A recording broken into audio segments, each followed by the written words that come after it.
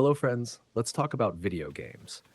You know that digital escape hatch we've all dived into at some point, whether it's blasting through levels after a long day or losing hours to a world that feels bigger than our own. But here's a thought experiment to kick things off. Would you rather jump into a sandbox game where the rules twist and turn just to make you feel like the center of the universe, every pixel screaming, "You're the hero"? Or one that slaps you with a dose of cosmic insignificance, making your avatar feel like a tiny speck in an uncaring expanse? I bet for a lot of us millennials who grew up with consoles under the TV and late night LAN parties, the first option sounds like a cozy blanket. It's easy validation, a quick hit of feel good vibes, no matter how casually you dip in. But dig a little deeper, and the folks who treat games as more than just entertainment, as actual art, will tell you the real masterpieces flip that script. Think about it. The sandboxes that stick with you aren't the ones handing out participation trophies. They're built to intimidate at first glance, not because they're cranked up on difficulty sliders with inflated enemy health bars, but because their core design demands something from you. It's about systems that encourage exploration and adaptation, where every interaction feels novel and probes your growing mastery. Right from the tutorial, or lack thereof, you're thrust into mechanics that reward curiosity over rote grinding. Remember the old writing adage, show don't tell? In gaming, that translates to engage meaningfully, don't assign busy work. These titles don't spoon-feed objectives, they layer worlds with interconnected elements, letting you stumble, learn, and evolve. This rings especially true for RPG-infused sandboxes, where progression isn't just leveling up but piecing together lore, strategies, and environmental cues. But it's not exclusive to them. Even modern action sandboxes like Breath of the Wild echo this by turning Hyrule into a puzzle box where physics and creativity trump checklists. Failures in these setups? They're not slaps on the wrist, they're lessons wrapped in adrenaline. Each wipe or setback builds your toolkit, turning frustration into fuel for that aha moment. I can vouch for this from personal experience. Back in college, Warner Bros.' Shadow of Mordor and Mad Max devoured my free time like nothing else. Mordor's nemesis system was genius. Orcs remembered your fights, promoted through ranks, and evolved grudges, making every skirmish a personal vendetta.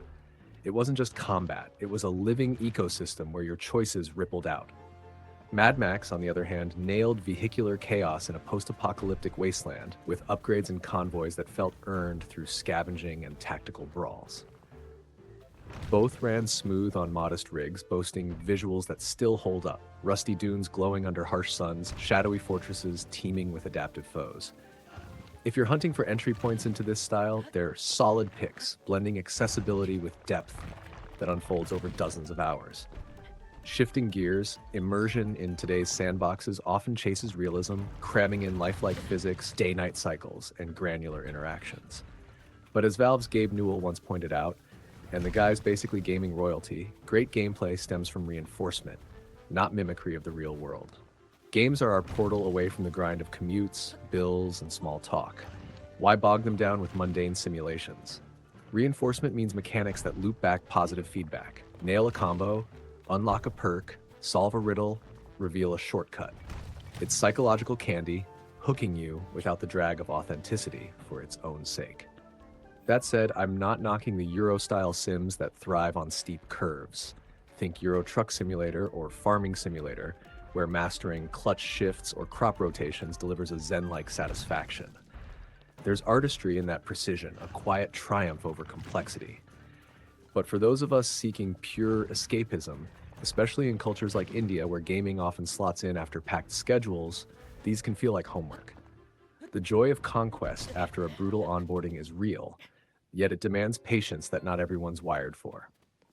Which loops us into a bigger conversation, how cultural contexts shape our gaming habits. In India and much of Asia, video games aren't just hobbies, they're ego boosters, status symbols in a hyper-competitive society. Millennials here, juggling jobs, family expectations, and social media facades, often turn to games for that quick win, that validation hit. But it backfires in subtle ways. Take competitive multiplayer scenes. You start for fun, maybe bragging rights among friends, but soon it's streaming dreams or esports aspirations.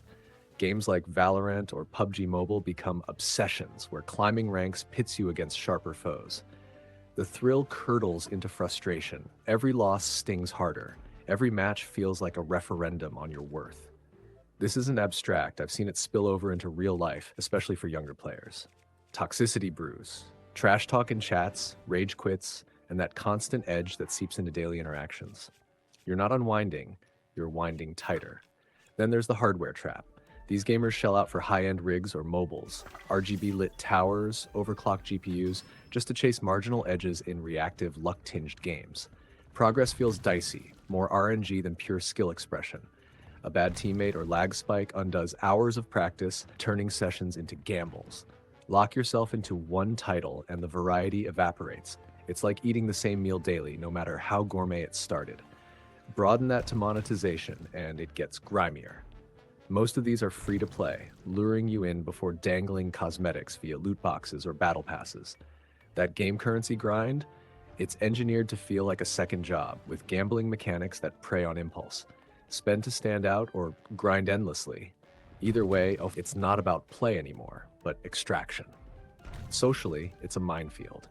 Voice chats and lobbies often harbor the worst. Bigotry, harassment, the kind of anonymity-fueled venom that makes muting a survival tactic, not a choice.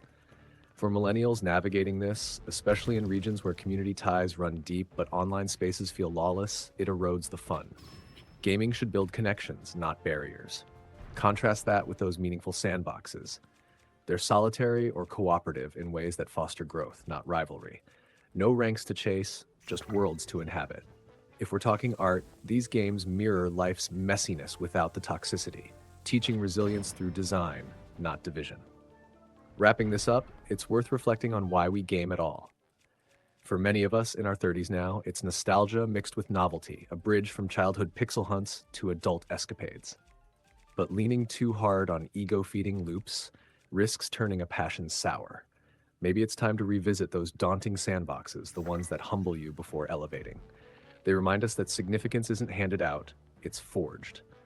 In a world bombarding us with superficial wins, that's the real power of play. Not to inflate the self, but to expand it.